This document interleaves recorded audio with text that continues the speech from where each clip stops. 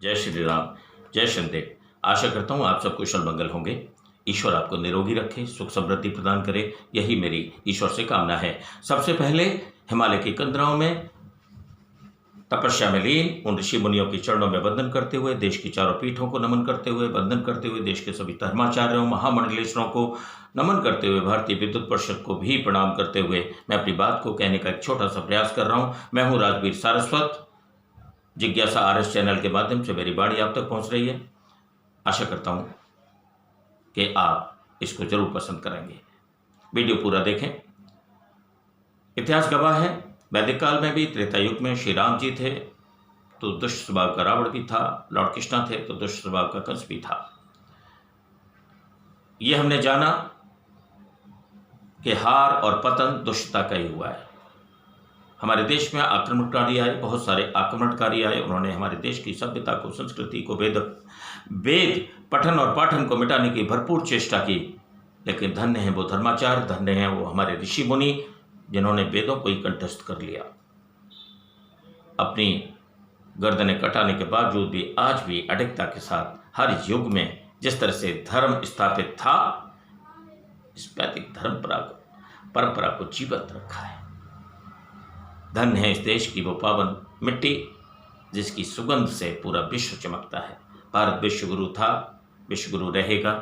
इन्हीं शुभकामनाओं के साथ, और भारत के अंदर विशेषता यह है कि इस भारत भूमि की मिट्टी में जो जो दुष्ट प्रवृत्ति के लोग पैदा हुए हैं, उन सब का पतन भी निश्चित हुआ है और समय ने उनका पतन निश्चित ही किया है। हम देश को एक सकारात्मक दिशा दें, हम इस समाज को सकारात्मक दिशा दें, किसी भी रूप में हो सकती है। अगर आप अध्यापक हैं, अध्यापन के द्वारा आप इस देश को सकारात्मक दिशा दे रहे हैं। अगर आप एक अच्छे राजनेता हैं, आप इस देश को सकारात्मक दिशा दे रहे हैं। आप जिस कार्य को भी कर रहे हैं, आप देश के रक्षक हैं, वो स्वाभिमानी वीर हैं, आप इस देश की सुरक्षा में लगे हुए हैं। हर वो व्यक्तित्व जो धर्म का आचरण करते हुए इस देश को सुरक्षा, इस देश को समृद्धि प्रदान कर रहा है, उन सबको नमन करते हुए मैं एक बात कहना चाहूँगा। मेरे पास एक कमेंट आया कानपुर से, कोई करौली सरकार है, कि मन्नू भैया का साथ देने के लिए आप इतने उत्सुक क्यों हैं। मैं ये बता देना चाहता हूँ, मैं उत्सुक हर उस धर्माचार्य पद्धति के लिए हूँ। मैं उत्सुक हूँ उस वैदिक परंपरा के लिए। मैं हमेशा उत्सुक रहूँगा उस नीति परंपरा के लिए जो लोक कल्याण के लिए काम करती है। और ऐसी एक विभूति को मैंने चुना जिसका नाम है मन्नू भैया। उस व्यक्तित्व ने लाखों लोगों का कल्याण किया, उनको नकारात्मक ऊर्जा से मुक्ति दिलाई। कर्म बोलते हैं, कर्म शैली इंसान की बोलती है। विभूतियाँ ऐसे जन्म नहीं लेती, ईश्वर प्रेरणा से जमीन पर आई और अपना कार्य करके उस दिव्य ज्योति में समा गई। ईश्वर अलमाइटी गॉड फिर से कोई विभूति भेजते हैं और समय समय पर भेजते ही रहते हैं। आपने मुझे ये सवाल पूछा, इस सवाल का भाव मैं समझ गया। राजवीर सारस्वत के पूर्वजों ने अपने तपोबल से निधिवन के अंदर वृंदावन में श्री बांके बिहारी लाल को प्रकट कर दिया था। इतना ही आपके लिए काफ़ी है। राजवीर सारस्वत को देश के उन सभी धर्माचार्यों का आशीर्वाद मिला हुआ है। उनके तपोबल की एक किरण भी मुझे छू जाती है तो मैं अपने आप को धन्य समझता हूँ। तपोबल जिन्होंने इकट्ठा किया, उन्हीं में से एक श्रृंखला का नाम है, एक कड़ी का नाम है मन्नू भैया। इस देश के लोक कल्याण में दिन और रात लगातार काम करते हुए उस व्यक्तित्व को, और मैं आपसे भी निवेदन कर रहा हूँ कि ऐसे तपोबल के स्वामियों से आशीर्वाद लेने में आपको कोई गुरेज नहीं होना चाहिए। मैं तो लेता हूँ झोली फैला के, देश के उन ऋषि मुनियों का आशीर्वाद लेने के लिए हमेशा लालायित रहता हूँ, चाहे मुझे उसके लिए कतार में लगना पड़े।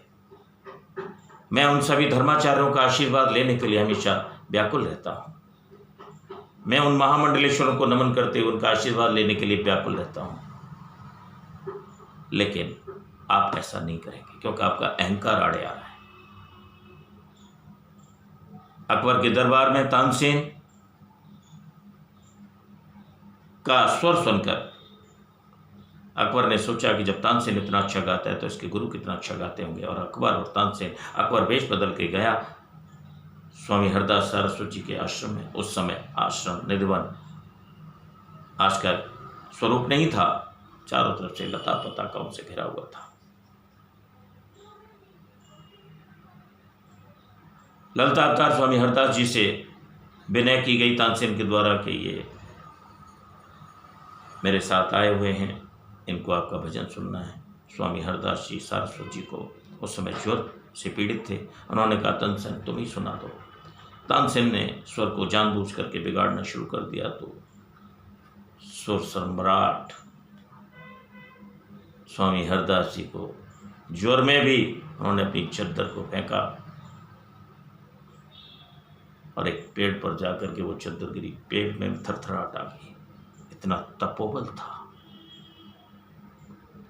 उन्होंने भजन सुनाया, अकबर प्रसन्न हुआ। अकबर ने कहा कि मैं आपके आश्रम को और जमीन दे देता हूँ, इसका कुछ मरम्मत करा देता हूँ। स्वामी हरदास सरस्वती ने कहा तानसेन इस अकबर को ले आया, पहचान गए, तपोबल से कौन छुपा है। उन्होंने कहा अच्छा मेरे बिहार घाट का एक कोना टूटा हुआ जाके बनवा।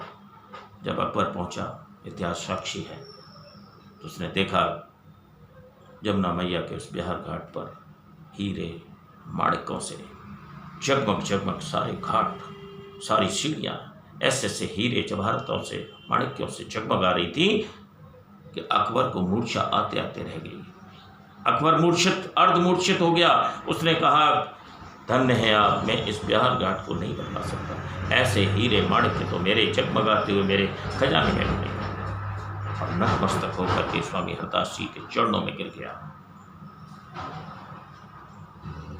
मैं आपको इस बात को समझाना चाहता हूं कि देश की विभूतियों का साथ दें और सच्चे दिल से दें। देश के उन धर्माचार्यों के साथ रहें, देश की धर्म की परंपरा को आप सही रूप से निभाएं। आप किसी के स्वाभिमान से टकराएंगे तो खुद पतन का शिकार हो जाएंगे। राजवीर सारस्वत ने अपने बारे में सिर्फ इतना बता दिया, ये शायद आपके लिए काफ़ी होगा। यही मैं उम्मीद करता हूँ। समाज को अच्छा बनाएं, सकारात्मक दिशा दें, देश के लिए अच्छा निर्माण करें। अपने वक्तव्यों से, अपने कर्मों से, अपने कर्मों को सुधार करके चलें। शायद इस जीवन की वही सबसे अच्छी आपके लिए शिक्षा होगी। बहुत बहुत धन्यवाद। नमस्कार।